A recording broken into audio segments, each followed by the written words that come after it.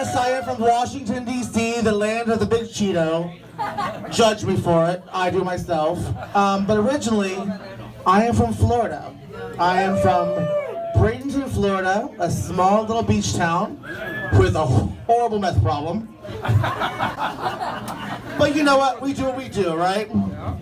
So I'm here to talk about a dear friend of mine, Mr. Eddie Sotomayer. He lost his life that horrible night at Pulse, getting his boyfriend out of the building. I met Eddie when I was just 18 years old, brand new homosexual. The world was sparkly and new, as it often is in the beginning. And there he was, only a few years older than me, which I never let him forget. I was the younger one. And he, in his tuxedo and famous top hat, was the MC of the local drag show. And here I am, you know, one pair of lashes on and lipstick on my cheeks is rouge. And I'm like, can I enter the contest? He goes, yeah, why not? He let me in, and it was my first taste of drag. And I was hooked. Also, Eddie was gorgeous, so I was hooked. Eddie had the biggest heart and the cutest ass. But a huge heart, and he was always encouraging. He was always saying, Banaka, you can do it. Banaka, you can do it. Banaka, you can do anything you want. Just don't let your wig fall off again, okay? Of course it did, but I learned. Hell, it was 2003. What did we know back then? What did we know? We thought Bush was the worst thing that could happen. Think about it. But Eddie was there. Eddie was there to say, you know what, girl? You can do this. You can do this. And I did. And I kept learning. And then, the worst thing that happened to me, my boyfriend broke my heart. And I said, I can't anymore. I can't live here anymore. I have to leave. I'm going to Washington, D.C. Because you know what? When a drag queen breaks her heart, what does she do? Go to Washington, D.C. No fucking clue why. San Francisco was too far and too expensive. New York, y'all bitches are pricey up here. Washington, D.C. So Eddie threw me my farewell tour, benefit shows. We raised a whopping $500.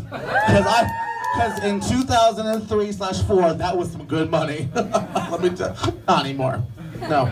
And he raised the money. He gave me some of his own hard-earned cash just to get a bus ride all the way to D.C. And I said, you know what, girl? Thank you so much. I gave up drag, because I thought, who wants to be a drag queen when you can be a cute boy in Washington, D.C.? And then I got the rent in Washington, D.C., so I became a drag queen again. And no club would have me. And I'd call Eddie up. I said, girl, I might move back home. I don't know what's going on. And he always said, no, girl. You're perfect. You can do this. Anytime I had a dark moment in my life, Eddie was there to say, no, girl. Do it. Do it. Well, years go by, you don't see some friends. And then you, like fate, run into each other at a dirty bar at an airport. As one does. And there he was. Ass still cute and fucking perfect as ever. And we have a drink and we catch up. And he tells me about things, and we only been missing each other for 2 years. And we keep moving on, and life does that. We drifted in, we drifted back. He became my favorite holiday treat. Every time I went home to Florida, and if you go from Florida, go as very little time as possible. And so it became 3 times a year, then 2 times a year, then 1 time a year. And we had a set date, Christmas Eve.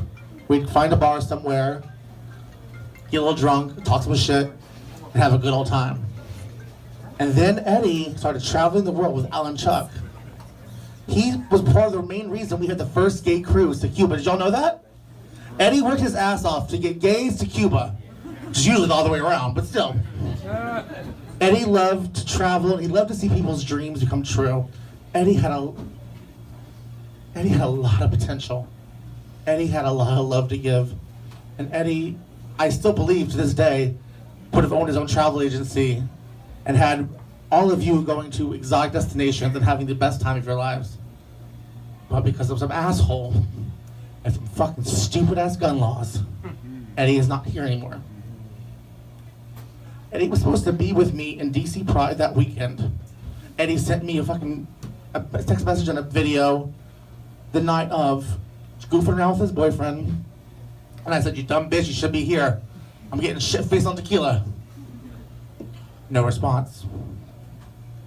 That Sunday, as drag queens do, we get up at 7 in the morning after falling asleep at 6, and we put on our face for the Pride Festival.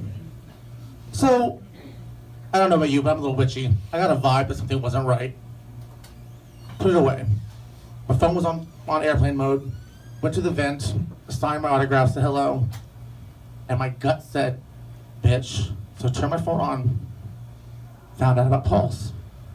Knew that Eddie was at Pulse that night. He's the first name that they released.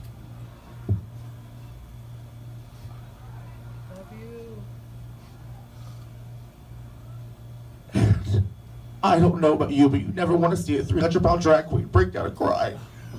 I fell to my fucking knees right there. I don't fall to my knees for much.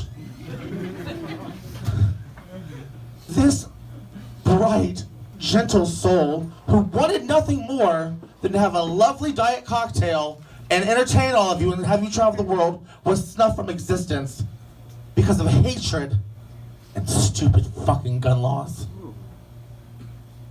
All he wanted was for everyone to have the perfect time.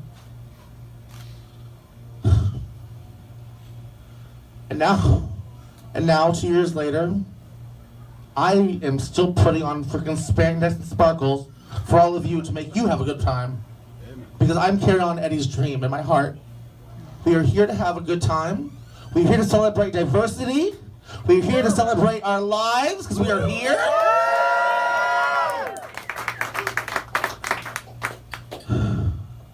So, Eddie would fucking kill me for being this sappy. But I'm gonna do this next song, and I think the song really does speak to his message and how he encouraged me all those years. And most importantly, if you Google Eddie Sotomayor and you see the image they have of him, fuck that image, it was horrible. Eddie was so much cuter than that. The whole time the news was putting that image out there, I said, oh my God, find a better angle. Eddie was gorgeous, had a perfect ass and beautiful, beautiful smile. And that's what I want you all to remember. His rock hard ass. So, this goes out to you, Eddie. If you want a cocktail, raise it up. Here's to you, here's to me.